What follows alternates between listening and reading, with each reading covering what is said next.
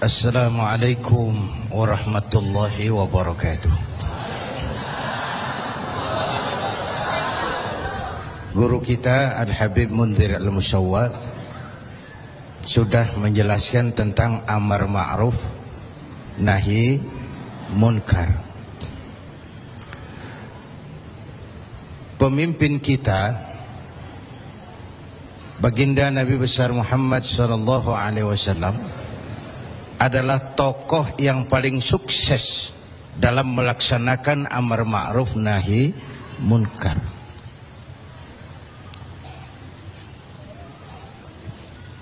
Berkembang dengan pesat, lain dengan agama-agama besar lain, kata Stoddard.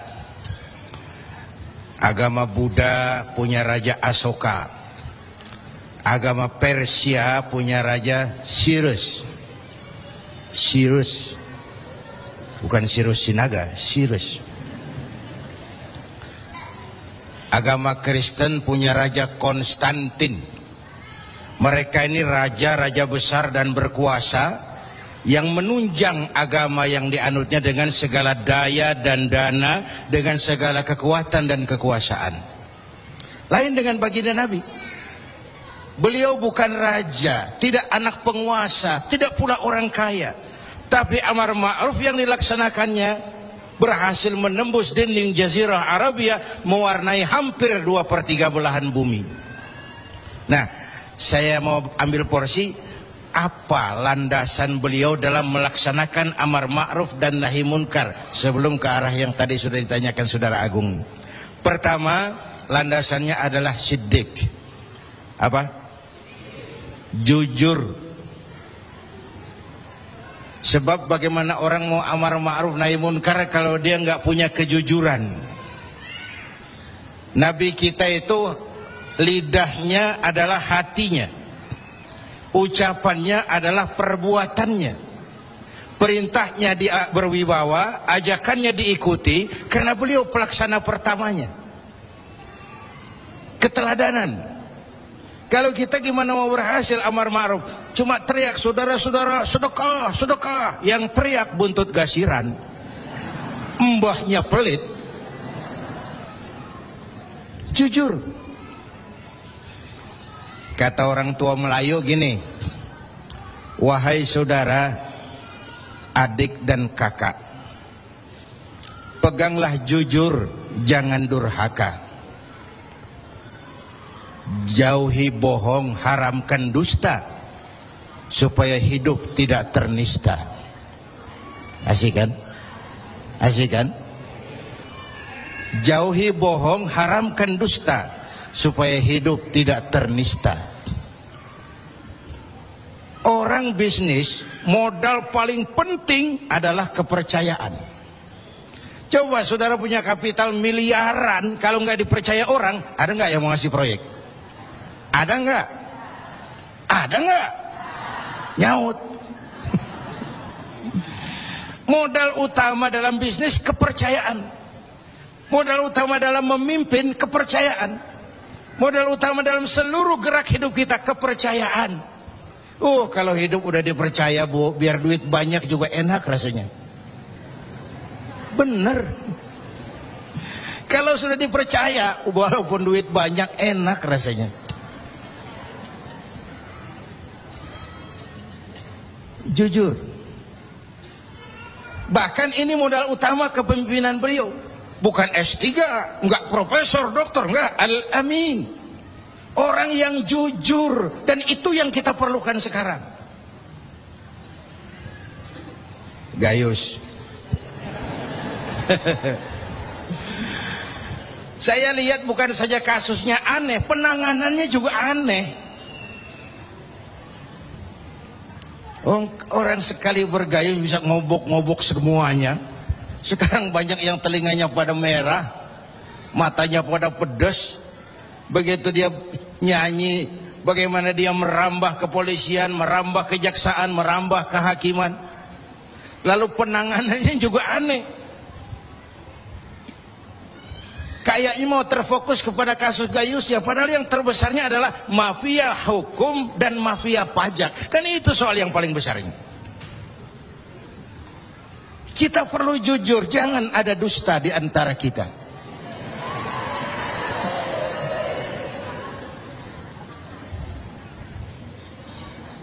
Apa tanda si bintang timur cahayanya terang sampai ke fajar? Apa tanda orang yang jujur? Hatinya mulia, ucapnya benar. Hatinya mulia, omongannya benar. Tidak pepat di luar, pancung di dalam.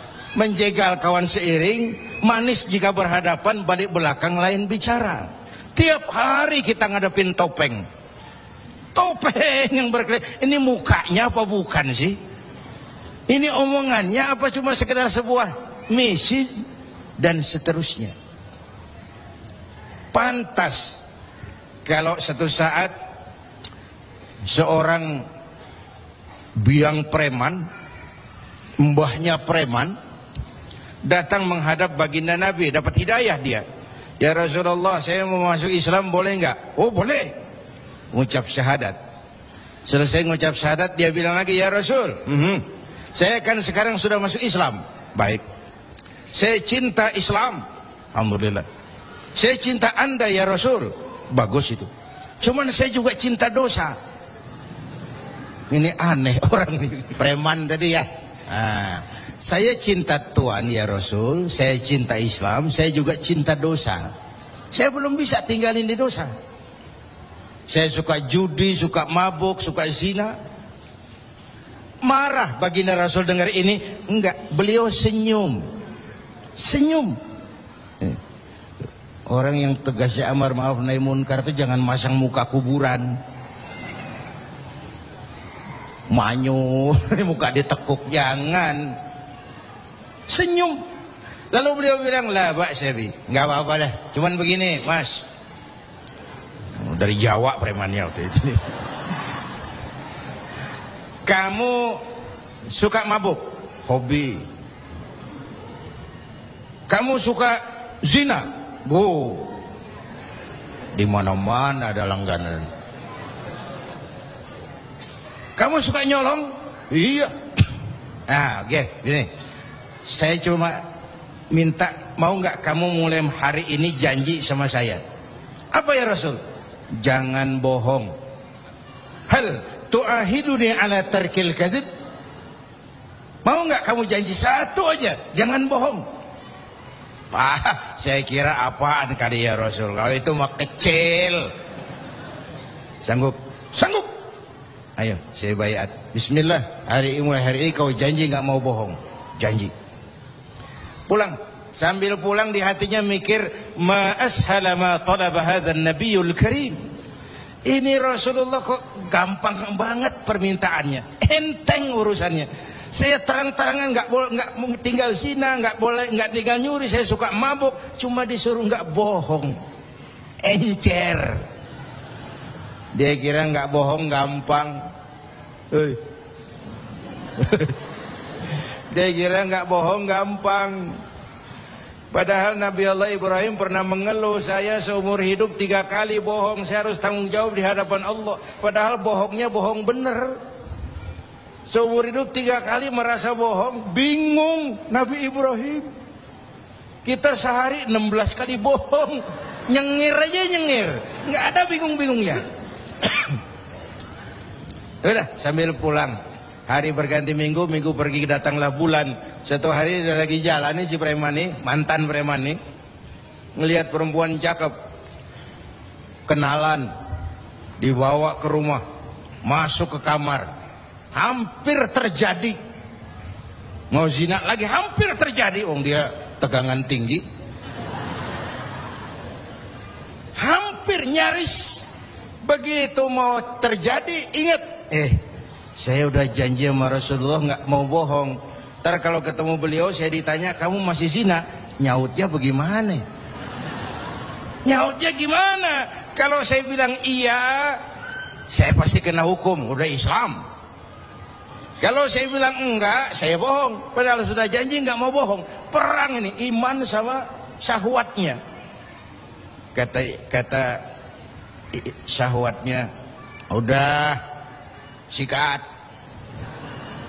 Kata imannya, pikirin dulu, lu udah janji lo. Perang. Akhirnya imannya menang. Dia bilang sama tuh perempuan, Mbak Yu. Mbak Yu. Nun sewu Mbak Yu. Nggak jadi. Loh, nggak jadi piye tuh Mas? Ya wis pokoknya nggak jadi. Selamat dari zina. Lain hari mau mencuri, sudah madda yadahu, tangannya udah dijulurin. Ingat lagi ntar kalau ketemu Nabi ditanya, lo masih nyolong nggak? Gimana nyautnya? Tiap kali mau berbuat jahat, tiap ingat janjinya. Tiap ingat janjinya, terhindar dari perbuatan jahat. Paling akhir dia datang menghadap Nabi, ya Rasul, apa? Sadaqta ya Rasul, Anda benar ya Rasul. Kenapa? Yang Anda minta atuk, kedengarannya enteng, cuman pongkolnya. Saya nggak bekutik ya Rasul. Lihat pengaruh jujur dalam hidup. Kiai, mohon maaf kalau saya potong jawaban jujur Kiai ini. Nah, bagaimana dengan sifat dari hakim-hakim kita dalam memutuskan ini, Kiai? Ya, kita berharap mudah-mudahan mereka jujur. Perkara apa ini harapan hampa itu soal nanti lah. Yang penting kita berharap mereka jujur dan mempunyai rasa keadilan. Bapak Ibu hadirin yang saya hormati, ini satu dasar amar ma'ruf tuh, jujur. Yang kedua, tabligh, menyampaikan ini pun nggak gampang. Satu saat beliau lagi dakwah di kalangan elit, datang orang buta nyebarin agama, nanyain agama, agak masam, muka beliau agak berpaling. Turun ayat abasa wa tawalla an ja'ahul a'ma. Ya. Ayat yang saya sampaikan tadi, Allah mengkritik kepada baginda Nabi. Mengapa kau agak masam ketika datang orang buta minta diajarkan agama? Ayat ini disampaikan juga oleh Nabi kepada para sahabat. Ini loh, ayat ini barusan turun mengkritisi saya. Jadi memang yang orang hidup yang baik itu jangan alergi sama kritik. Tapi yang kritik pun jangan asal ngomong. Ya. Orang jangan alergi sama yang namanya kritik, karena kritik itu yang sering membuat kita berpikir. Dikritik yang membuat kita dewasa. Dikritik yang membuat kita jadi bijaksana. Pujian sering jadi racun. Walaupun sementara kita senang. Ibu cantik loh Bu. Mekar hidungnya. Tapi itu sering jadi racun. Kritik yang membuat kita berpikir, kritik yang membuat kita dewasa, kritik yang membuat kita jadi bijak. Tapi yang ngeritik pun jangan asal ngejeblos. Saudara hadirin yang saya hormati, kita nggak bisa ngukur baju kita pakai badan orang lain. Ini tolong, ini bahasa bersayap. Jangan ngukur baju kita pakai badan orang lain. Nggak sedang, ya, nggak sedang. Orang sering berada dalam sebuah situasi yang tidak semudah kita. Makanya Luqmanul Hakim pernah bilang sama anaknya, "Nak, kita ini kalau nggak punya prinsip bakal serba salah." Kok gitu Pak? Ayo kita buktiin. Luqman keluar sama anaknya bawa seekor keledai. Keledai kecil, dituntun berdua. Lewat di tengah orang pada ngomong, anak sama bapak sama gobloknya. Bawa keledai bukan ditaikin, dituntun. Tolol. Nah, kamu dengar nak? Iya, sekali kita salah. Sekarang gimana Pak? Bapak yang naik, kamu jalan. Jalan, lewat lagi di tempat orang ngomong lagi, bapak kagak tahu diri. Enak-enakan di atas keledai, anaknya disuruh jalan, tega sama anaknya. Kau dengar nak? Iya, 2 kali kita salah. Habis sekarang gimana Pak? Kamu yang naik, bapak jalan. Lewat lagi orang teriak lagi, anak durhaka. Bapaknya disuruh jalan, dia enak-enakan. Dengar nak? Iya Pak, 3 kali kita salah. Sekarang gimana Pak? Kita naikin berdua yuk. Naik berdua. Sampai di tempat orang banyak teriak lagi, anak sama bapak samanya ini. Tidak punya peri kebinatangan.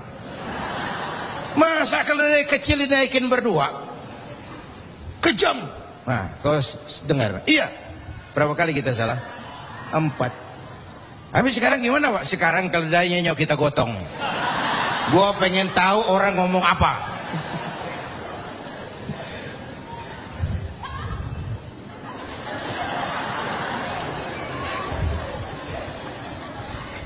Begitulah Bapak Ibu hadirin, tanpa sebuah prinsip kita sering terombang-ambing. Makanya kita rakyat ini kudu punya filter. Rakyat harus jadi rakyat yang cerdas.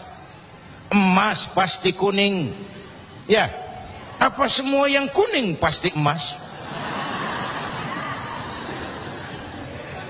Rakyat harus cerdas. Ini nyengir tapi mikir nih, ya. Bapak Ibu hadirin yang saya hormati, karena itu kembali kepada sifat menyampaikan, apalagi yang menyangkut hak orang banyak. Orang-orang tua Melayu bilang begini, mengapa orang menembak ungka? Karena merengguh buah embacang. Kenapa orang banyak celaka? Karena serakah dengan hak orang. Anak udang dimakan itik, itik berenang di air timpas. Hak orang jangan diusik.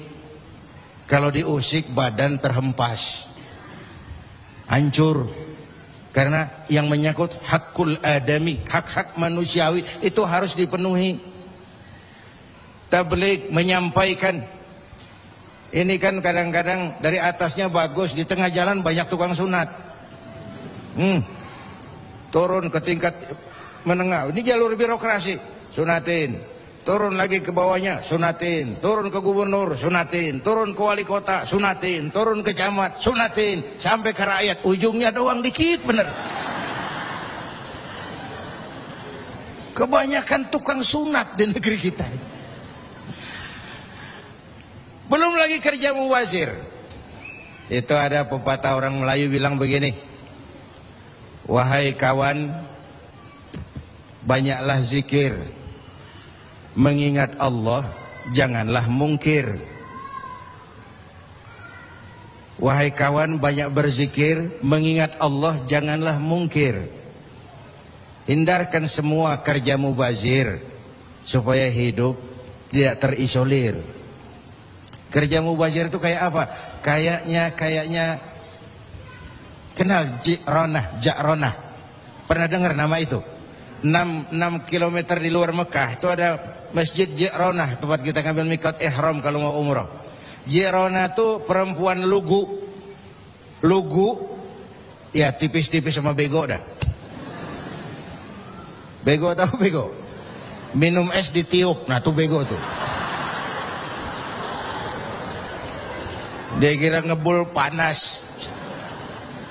Ini Ja'ronah kalau malam nenun kain, siang dia rusakin lagi.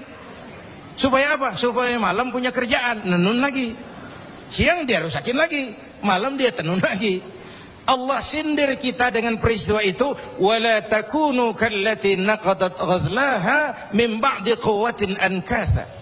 Jangan kamu seperti perempuan lugu itu yang kalau malam nenun kain, siang dia rusak lagi. Malam dia tenun lagi, siang dia rusak lagi. Jalanan udah bener-bener dipaculin. Supaya apa? Besok punya kerjaan dananin jalanan. Berapa banyak proyek Ja'ronah di Indonesia ini? Tahsilul hasil, mengerjakan yang udah beres. Kan kerja mubazir itu. Bapak Ibu hadirin yang saya hormati, ini soal tabligh. Yang ketiga sidik amanat, yang kedua amanat ya. Yang ketiga tabligh. Amanat itu menyampaikan, bisa menjaga kepercayaan orang, itu penting. Itu amanah namanya. Menjaga amanah itu tugas yang mulia. Sama saja kalau tadi Habib sudah menjelaskan, amar ma'ruf itu hakikatnya nahi munkar. Nahi munkar itu ya amar ma'ruf, cuma beda orientasinya. Tapi dalam pelaksanaannya amar ma'ruf agak lebih tidak beresiko ketimbang nahi munkar. Kalau kita amar ma'ruf, paling-paling orang nggak mau gitu aja. Orang kalau diajak sholat nggak ada yang marah insya Allah, tapi nggak mau ya gitu aja. Tapi kalau dicegah judi, dicegah zina, dicegah judi, oh bandarnya kuat-kuat sekarang ini. Bandarnya kuat-kuat. Jangankan kelas kita, hukum aja bisa dijual beliin, perkara bisa dijual beliin. Tempo hari saya bilang, rakyat kecil kalau mau laporan kehilangan ayam itu kudu jual kambing. Harga laporannya mahal. Nanti berperkara kepengen menang mesti jual sapi. Cuma mau ngurus ayam hilang, kambing hilang, sapi lengit. Itu kadang-kadang ya kita nggak bisa, karena selalu ada permainan dan itu proses. Salah siapa? Ayo kita perbaiki sama-sama. Ini negara-negara kita. Kemerdekaan ditebus dengan keringat, air mata, darah dan nyawa orang-orang tua kita. Membangun negara ini kita biayai dengan uang kita rame-rame. Kita yang bayar pajak listrik, pajak mobil, PBB, uangnya dikumpulin bangun negeri ini. Saya ikut bayar pajak. Karena saya tidak rela kalau uang pajak itu digunakan cuma untuk studi banding atas nama jalan-jalan. Ya, lalu dibikin slogan besar-besar, orang bijak bayar pajak, orang pajak ngemplang pajak. Ini bagaimana kayak ini? Kalau yang ma'ruf berjalan tapi yang munkar juga berjalan, artinya kita hanya beramar ma'ruf tapi tidak bernahi munkar. Syauqi bilang dalam sebaik syairnya, famata yablughul bina'u yawman kamaluhu idza anta tabni wal akharu yahdimu. Kapan bangunan mau selesai kalau kamu bangun orang lain ngancurin? Orang Betawi bilang itu namanya kayak nimba kagak dibendung. Gimana airnya mau kering kalau nimba nggak dibendung? Kenapa? Yang ma'ruf jalan, yang munkar juga jalan. Maka amar ma'ruf nahi munkar harus ditegakkan secara bersama. Satu. Yang kedua, saya sepakat dengan guru kita Habib Munzir bahwa amar ma'ruf nahi munkar sesuai dengan bidang dan keahlian kita masing-masing. Jangan memaksakan sesuatu untuk hal yang memang bukan dunia kita. Saya dulu pernah mimpin partai politik. Dulu zaman jahiliyah. Belakangan saya menyadari politik memang bukan dunia saya. Walaupun partai politik perlu, tapi biarlah orang yang dunianya di situ saja yang mengurus politik. Saya lebih baik sama-sama Habib Munzir lah ngurus umat dan dakwah ini. Jangan memaksakan sesuatu yang memang bukan dunia kita di situ. Kalau kiai disuruh bangun jembatan, apa camat mau ngurusin tahlil? Itu yang kedua. Yang ketiga terakhir, semuanya harus berangkat dari husnuzon, baik sangka. Apa yang terjadi oleh tokoh lintas agama dan sikap Bapak Presiden, kita jembatani dengan husnuzon. Kita percaya pemerintah pasti punya niat baik untuk mensejahterakan rakyat. Kita juga percaya tokoh lintas agama punya tanggung jawab moral. Mereka memberikan teguran bukan karena benci pemerintah, tapi ingin melihat negara ini berjalan dengan baik. Saya ingatkan waktu PSSI lawan Oman, itu ada penonton yang namanya Ardi turun ke lapangan, tendang bola ke gawang, untung nggak gol. Waktu ditanya, saya bukan benci sama PSSI, saya bukan mau ngacoin pertandingan, saya cuma greget kenapa sih nggak gol-gol PSSI ini, penalti aja meleset, capek saya greget. Nah, karena itu saya percaya para tokoh lintas agama punya niat yang baik, ingin melihat negara ini berjalan dengan transparan. Kita juga percaya pemerintah punya niat baik untuk mensejahterakan rakyat. Cuma tentu ada berbagai kendala dan diperlukan kesungguhan dan kejujuran. Sekali lagi, kesungguhan dan kejujuran. Jangan ada dusta,